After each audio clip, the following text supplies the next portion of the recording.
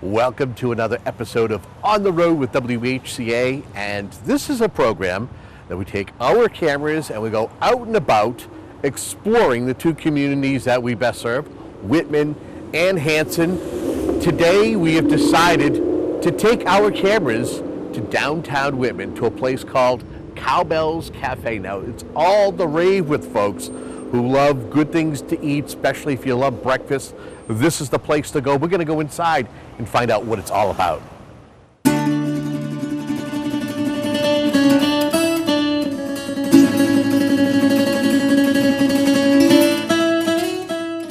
Okay, well, we have made it inside to COWBELLS Cafe, and we are here with Mr. Dave Doyle. Dave. Hi, Kevin. Welcome. Thank you for the welcome. Tell us a little bit about COWBELLS Cafe. Well, we opened a little over 2 years ago, and it's a family-run operation. My daughter works here, and she controls the whole front of the house. She does a fantastic job. It's a lot of home cooking. People that come in here, they feel like they're at home. They bring their little kids with them. They all feel comfortable here, you know. We do a lot of specials every day, some a little different soups, clam chowders. Are you a restaurant guy by trade? Have you always worked in the restaurant industry, or are you somebody who you had a main career and one day said, hey, I would like to be somebody who opens his own restaurant? My career right out of high school was a printer. I owned a printing company for years. I've always had cooking in my blood, watched all the cooking shows, you know, always very interested in it. My brother owned a restaurant for years in Duxbury. So that's how I kind of get into it. And like I said, I love cooking. I do all the cooking at home. And we got into it, and I worked with a lot of good chefs, learned. I'm self-taught, basically. Okay. But just learned from a lot of good cooks and chefs that along the line. Is there a particular style you like, whether it's Italian, American? Is there anything that's in your wheelhouse? I'd have to say it's kind of American, but we do a little bit of Italian stuff, some eggplant paninis and eggplant palms and a few things like that, you know. We do a little bit of seafood. Breakfast is huge. We serve breakfast all day long. You know, we're open till 3. And it's probably, on the weekend, it's 90-95% breakfast all day. But lunches are picking up more and more. We've got a sub-menu. You know, we don't do pizzas. What made you pick downtown Whitman? You're not the lone eatery in the corridor. What made you pick downtown Whitman? I'm from Abington, and I was looking around, and this was empty for quite a while. And I just thought it was a nice area. There's a lot of traffic around. It turned out the people here are very nice, you know, very welcoming. And I just thought it was just a nice spot. All the businesses are full. There's not a lot of empty places in Whitman. Yeah, because I know for the longest time, I want to say there was a sub shop here. Yep. And after the sub shop decided to move along, it was vacant for a while. Close to a couple of years. It was a couple of years, and then one day COWBELLS was born. Where did the name come from? It's kind of funny. My daughter, who works here, Kelly, when she was a baby, we called her cowbell. But my brother-in-law thought we were calling her a cowbell, and I think he still calls her cowbell to this day. So I said, I've got 3 daughters and a son, and I said, you guys come up with a name. And they all kind of kicked the idea around and said, how about COWBELLS? And my daughter worked on a logo, and my sister-in-law worked on a logo, and we came up with that, and it kind of stuck. You know, when you walk into a place, you want it to have some kind of an ambiance, and you got the hardwood floors, you have the yellow walls, you have different little representations. You see little cows, and you see little artsy pictures. It's got an artsy feel to it. I'll tell you, the floor and the colors was by design, and I kind of wanted a little bit, you know, country, small town feel. But all the cows and bells and things you see around, my customers gave them to me. Right off the bat, they'd start coming in and saying, this looks like it goes in here. Signs, I had this in my garage forever, it looks like it matches. We'll put it up. And basically the place has been decorated by our customers. Okay. And almost from day one. How important is that? How important is it that your customers have input into the decor of this restaurant? It's kind of extremely important. We like to get to know all our customers by name and basically be friends with them. you know, when they come in, not just, you know, hi, bye. We talk to them and, you know, have a rapport with them. And it's kind of very nice, you know. It's humbling when they bring stuff in, you know, to decorate your place. And most of the stuff they bring is nice, and we hang it up. We have kids that draw pictures, and, you know, we hang them on the wall, you know. But it is very nice. It's friendly. What's it been like going from somebody who was a printer to somebody who you have your own restaurant, and it seems as though you are successful? It's been very successful, and we love it, and we're having fun doing it. I think that's the most important thing, you know. We're here 7 days a week, but it's just we've got a good group of waitresses and cooks. Everybody gets along. It's teamwork. They help each other out, and all the girls, they all get along great with the customers, and it's nice, you know. How important is customer service? Because that's one thing that if your customers are happy, Yep. they will return and they'll tell other people about it. It'll be word of mouth. How important is that? That's huge. It's 100%. And that's the only advertising we've done is people going on Facebook, people telling other people. You know, we get people come down from Bridgewater and Hanover and our surrounding towns because someone told them, you know, about us. So that's huge. That's the whole thing. How did you devise the menu? Because that's also key. Because with restaurants, I think that there's a balance. Yep. If you have too much and people get lost in the menu, then you may lose them as a customer. But if it's something that's simple, Yep. and they know that anything they pick on the menu is good, it can be simple, and as long as the food is good, Yep. you've basically, you own them. Yeah, that's exactly what my idea was. Keep the menu simple. I've done the same thing. Open up a 8-page menu, and what do you want? So we keep it simple. We've got our omelets and sandwiches and steak tips, but we make it a nice portion, and the prices are decent, and it's good. It's all fresh. You know, nothing's overcooked. We try to keep everything fresh, and you know, like I said, a good helping, and people seem to, you know, they like that. How was the transition from being somebody who was a printer by trade to getting into a restaurant and kind of learning? You know, first off, you have to learn about how much stuff you to purchase in order to be able to serve food, and having all that knowledge of.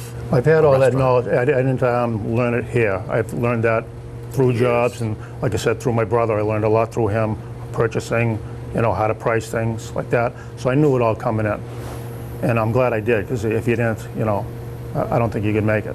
You know, there's a lot to know. What seems to be the popular menu item? We sell a lot of omelets. What's the? I know you're not going to tell me the secret, but what's the key to a good omelet in Dave Doyle's eyes? There's nothing in the egg. There's no extra water or milk in it. It's egg. You know, we make them fluffy. You know, so they're nice and thick and fluffy. They're not overcooked, and you know, good amount of cheese in there, and it just comes out very nice. You know, but nothing's overcooked. It's just cooked right, and like I said, fluffy, and it's cooked in a pan to order, not on the flat top. You know. How about other than omelets? Is there a second or a third that right close behind that you're like, oh, and you know it's coming? Yeah, we have a corned beef hash that we serve. It's a nice piece of corned beef that we make. It's all homemade, you know, and we make that. People love it. And I didn't think it was, I just thought it was going to be something on the menu, and it just took off, and people rave about it and tell me how good it is. And it was nothing I thought was special, but that really took off and surprised me. Okay. And that's huge. Let's get personal. You talked about watching the Food Network. Yep. Favorite show that you like on the Food Network? Is there a particular thing? Do you like the competitions? Do you like the Saturdays or Sundays you see an individual kind of showing how they make certain? It's just a learning process. dishes? Yeah, there's so much to learn. You're always picking up a little tip here and there. Julia Childs was my favorite. That's going way back. You know, but all the chefs, it's just fun watching them, different techniques, and you know, like you see, you pick up a little bit here and there, and you know how they garnish plates or whatever. And we try to do that too. We also try to make it look nice. We'll put a little piece of watermelon, piece of orange, something a little extra with the Decorated dishes. a little yes, bit. You know, Okay. It's got to look nice too, as well. It's not just eggs on the plate. Presentation. Yes, it's Presentation huge. can be everything. Yep. What seems to be the most frequently asked question? Have we asked it during this interview now? From a customer, or Yeah, from a customer. Somebody walks in here. What has been the most? A lot of people do ask where you get the name. Okay, so it's kind of a key. When we went for the license, the selectman says, we got one more question for you. And I go, what's that? Where'd you come up with the name? Which surprised me. You know, that gets asked a lot. Do you make a lot of changes to your menu? Or is it something that you try to tweak from time to time so it's not, folks can find something new when they walk in, whether it's a month or 6 months or a year from now? After about, probably about a year and a half, I changed the menu. Most of it's the same, but a lot of people were asking for a veggie omelet, which we didn't have on there. You know, they could put anything they want in it. So we put that on the menu, a veggie omelet, and we sell a bunch of those. So it seemed like what people were looking for.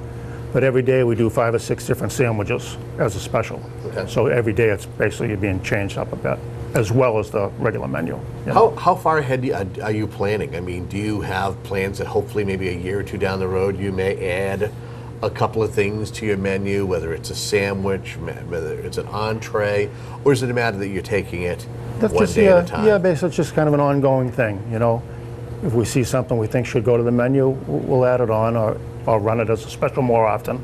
It's basically the customers in some way or another kind of tell us what they like, you know, and we incorporate it into, whether it's usually just the specials, you know. Now, have you had your brother, the one who cooks, have you had him here? Has he had a chance to sit down? Unfortunately, no. He was here before I opened, but he moved to Virginia. I wish he was here to see the operation and everything, because he was a big influence on me, you know. But yeah, he lives in Virginia now. What's it like to run an operation like this? I mean, give me the pros and the cons of having a restaurant like this, because I hear a lot of good things about it, and especially in today's day and age of social media. Right. If there's something negative, it could be a death knell for a restaurant. But there's been a lot of positive feedback in regards to your restaurant. Yeah, we've gotten a lot of very good feedback. It's a lot of work. We're open from 7 to 3, but most of the time I'm here from 6 to maybe 5 or 6 o'clock at night. So most of the time it's a 12 to 14 hour day, you know.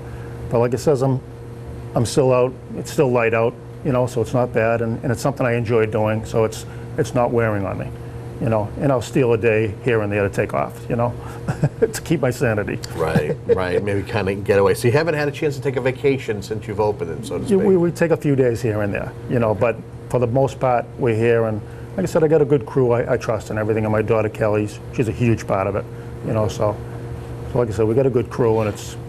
Is this something that hopefully maybe someday you pass on to your kids, and when you're ready to enjoy the second part of your life, someday retire? Is there a chance that you would pass it off to the children? That would be nice. You know, I'd love to keep it going. And I've got a son, he's 22, and who knows, you know.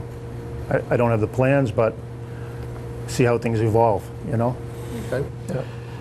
Anything I haven't asked you during our conversation here, but you feel is kind of essential to Cowbells Cafe and your existence? No, I think you basically covered everything. The biggest thing is just family and friends, and you know, just getting along with people, and you know, helping people. And I've helped a lot of people, you know, running different, you know, things and stuff. Okay. Now, part of the key to On the Road with WHCA, when we visit an eatery, a lot of times we go out back into the kitchen, and we give you an opportunity to almost kind of pretend like you're on a Food Network channel, and you're cooking something up and explaining what you're doing as you're going step by step, whether it's cracking an egg or whether it's, you know, flipping an omelet, stuff like that. What are you going to make for our viewers today? It sounds like fun. I'm going to make a couple different omelets. We've touched just a basic meat lovers omelet, and a veggie omelet, and I've got a nice little panini with some flavored fries that we basically, you know, already made up. But we'll make the omelets. All right. Yeah. And we're going to do that in just a moment. Don't go anywhere. You are watching right now On the Road with WHCA. Stay tuned. I'm going to do a second one on that. Okay. Geez, that sounded pretty good. That's it. Hold on. Yeah. So we're going to step aside, and when we come back, more On the Road with WHCA as we visit Cowbells Cafe. Don't go anywhere.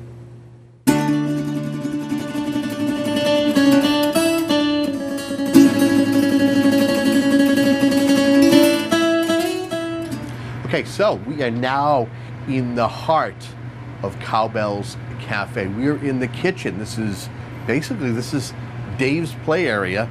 And Dave, I'm going to step out of the way and let the camera love you and see you as you make some omelets, and then we'll try your creations right afterwards. Sounds good. All right. Awesome. So it's all yours. The floor is yours. Okay, we're going to start with a veggie omelet, which is very popular. And we start with a non-stick pan and just a little bit of butter. And we've got some peppers. I like to use red and green bell peppers. We've got some Spanish onions, a little bit of tomato, some chopped broccoli, a little bit of fresh mushrooms, and a little spinach. And we start with a cold pan. We don't heat the pan up or anything, and we've got gas, so it heats up pretty quick. Now that's unique. I noticed you added spinach. Yep. What's the thought behind the spinach? It's a baby spinach. We use it in some different things. So we'll make a panini and we'll put the spinach in it. Very nice. We've got the a turkey BLT. No, I got a lot of love for spinach, so I'm impressed when someone throws a little bit in and shares the love. So also, if we grill a sandwich, you really don't want to grill lettuce in it; it'll wilt. But the spinach is okay if that wilts a little bit. So that stands up. We can use it in 2 or 3 different things. Very nice. And once it gets hot, it'll probably take a little over a minute or so to saute it. We don't overcook it. We don't season it with any salt or pepper.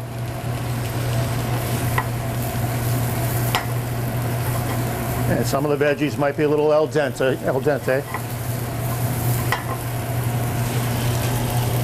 And then we've got our egg. We probably put about 8 ounces of scrambled egg in there.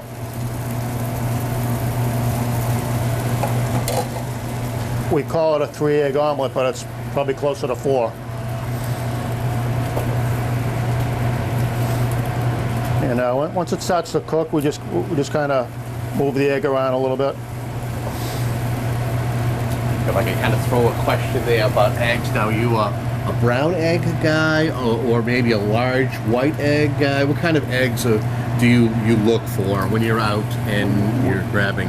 We use both. You know, I really don't have a preference. Okay. You know, just curious. I didn't know if there was kind of a flavor preference. No, I use either or. Okay. But you can see it's starting to firm up a little bit, and we kind of just lift the egg up a little bit and let the egg go under there to keep cooking.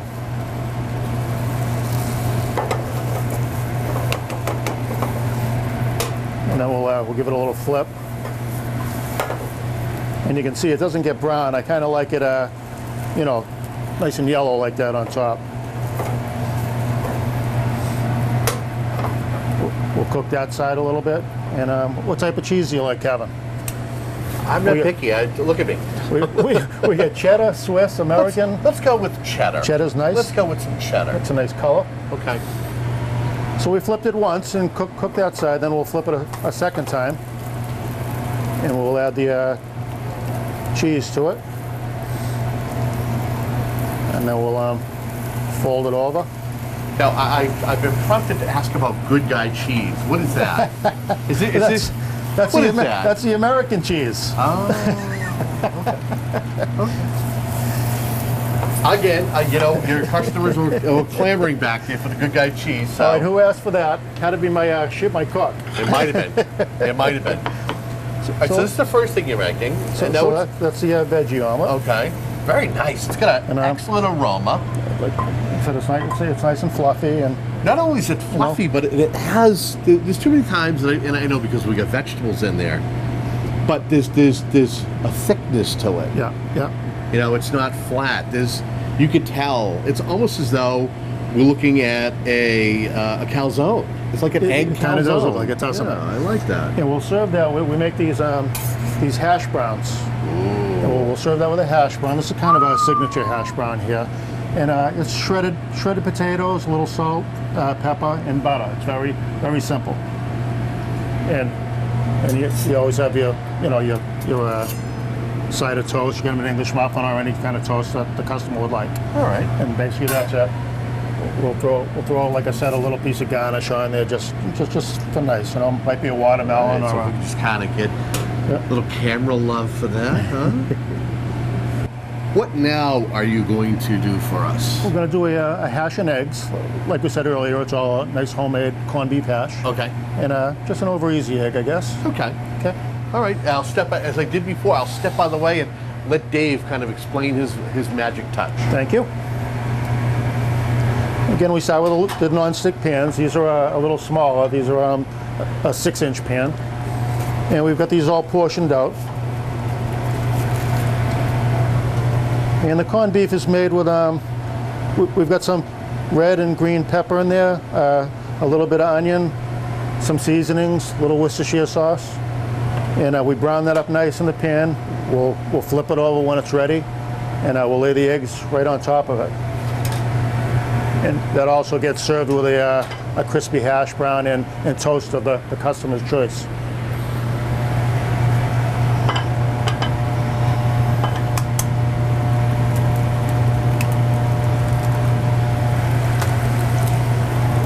The corned beef takes a couple of minutes to cook. I guess I would ask you, what's the key to cracking a perfect egg? Do you have a secret, or is it just when you get in the rhythm, you're good? We're good. It's just a little crack on the pan and like that. And on a Saturday and Sunday, we'll have all these pans going on the whole thing. Yep. Wow. And as well as we work as a team. My chef Manny, he'll do the pancakes and bacon and French toast. So you can tackle a restaurant full of hungry guests. Oh yeah. We can feed the whole place, in 15 minutes. All right. But we work as a team. Like I said, I'll do the eggs. He'll put the browns on the plate, and it goes very smooth and nice. Made with love and teamwork. Yeah. You hear that? The girls will do the toast, and they'll put that on the plate. Okay. We also, I should mention, we do a French toast, and we do it on a French bread. We'll take the French bread and we'll cut it on an angle, and dip it in the French toast batter and griddle that so a nice golden brown, and that's something different that people like instead of just the regular white bread. Now, what's what's some of the ingredients to your hash? What's some of the stuff is it just basic meat and potatoes, so to speak, and some onions? We buy the corned beef and we grind it up, and actually there is the shredded potato that we make our browns are also in there. So with the peppers, onions, the shredded potato, and seasoning. Maybe you'd like the folks to see a little bit there. I don't know if our camera guy can see that. I also don't want to burn it either. Can you see that okay? Yeah, good, all right. Good to know, good to know. We'll give it a flip and we like it nice and brown like that. And the eggs, I flip these once. And hopefully this won't stick. And we like to flip it again too. It just looks better on the first side. It looks a little nicer. Very nice. And, we sop up. You cook evenly cooking both sides. Yes, yep. And we wipe out any excess butter so people aren't getting a greasy product or anything. And again, presentation is everything. Yes, yeah. And we'll put that there, and they can have them any way they want. They can have them scrambled, over easy, over medium, sunny side. And again, that goes with it, and that would be our hash and eggs, and we get a lot of good compliments on that. Okay, so we're back here. We're close to the end. Close. And what we're going to do now is Dave's going to give you an explanation of one of his specialty paninis with a side of fries and a homemade dill pickle. If you will, kind of walk us through what we see here on the plate. This isn't on our regular menu, but we do try to do a different panini every day. We made this one today. It's a turkey BLT panini, and we use the fresh French bread. What we do is we grill the French bread first. We've got an herb mayo on this, sliced turkey, bacon, lettuce, tomato.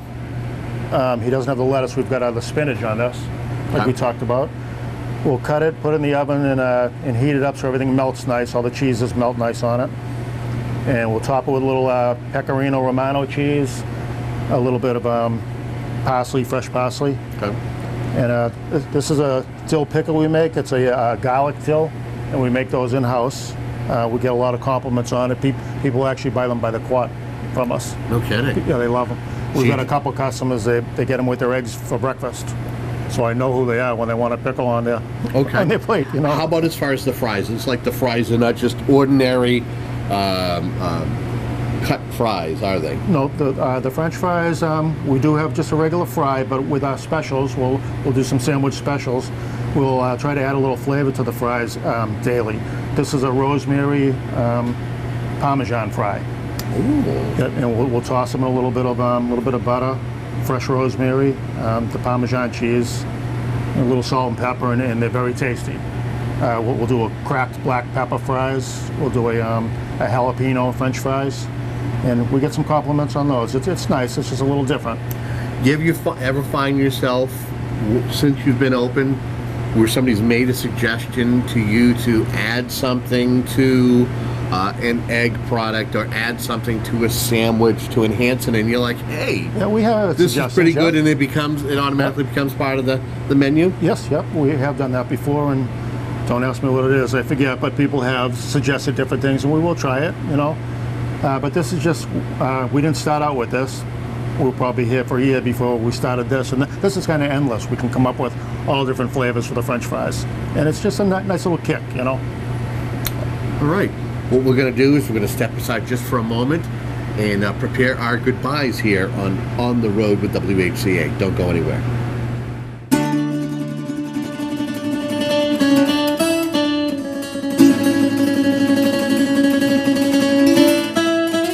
That sounds a nice little bite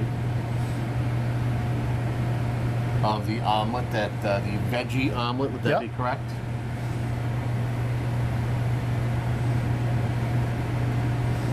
Nice and light.